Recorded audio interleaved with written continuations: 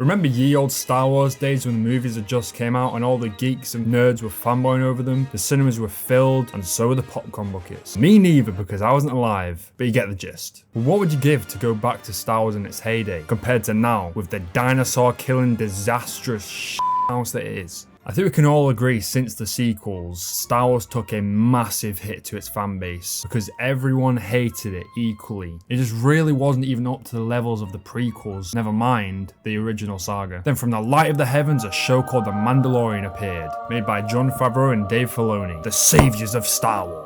Bringing all the fans back again because it was nothing to do with Rey and that stupid ass storyline. People were excited for Star Wars again because they were taking it in a new, different direction instead of the same old space wizard has an enemy, boom boom boom, beats the enemy, ding dong, Palpatine's back. Obviously spoilers for the Mando. Then season 1 came out and it was a massive hit. Even people who didn't know about Star Wars were hypnotized by the cuteness of Baby Yoda. It was like a whole new start for Star Wars, a whole new character, a whole new adventure. With obviously every now and then Easter eggs and things from previous movies in the past. They didn't nostalgia bit too much, but they did it a little bit, which is kind of needed with a franchise that has this much history. Mandalorian, it kept us invested. It kept us watching. From the start, you had no idea where it was going. And then boom, you meet the little guy, Baby Yoda boy. You know, everyone was buying the new Legos and the new merchandise, and it felt like Star Wars was back again. And I feel like right now, it's literally the soul of Star Wars. And it's mostly because of the clusterfuck of a series, which was Book of Power Rangers,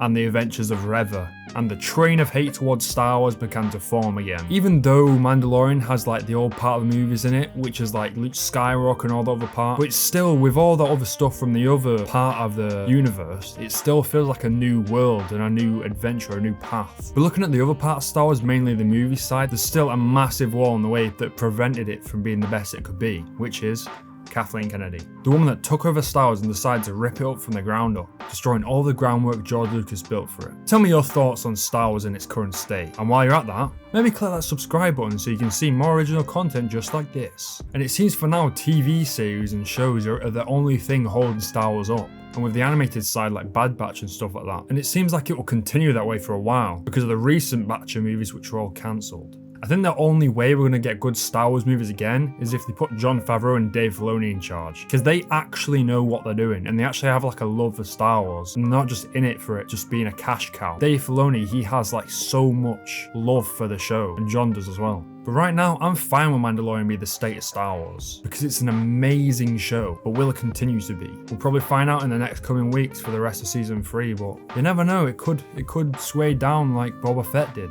And maybe one day it will come true and Jon Favreau will make the new batch of movies which will follow the ways of the Mandalorian. Because my fellow YouTube people, this is the way. It's been Ramos. Click this video for more original content that will blow your mind just like this video because it's so crazy that you can click this video and you can subscribe and get the frick out of here. Go now. Please leave.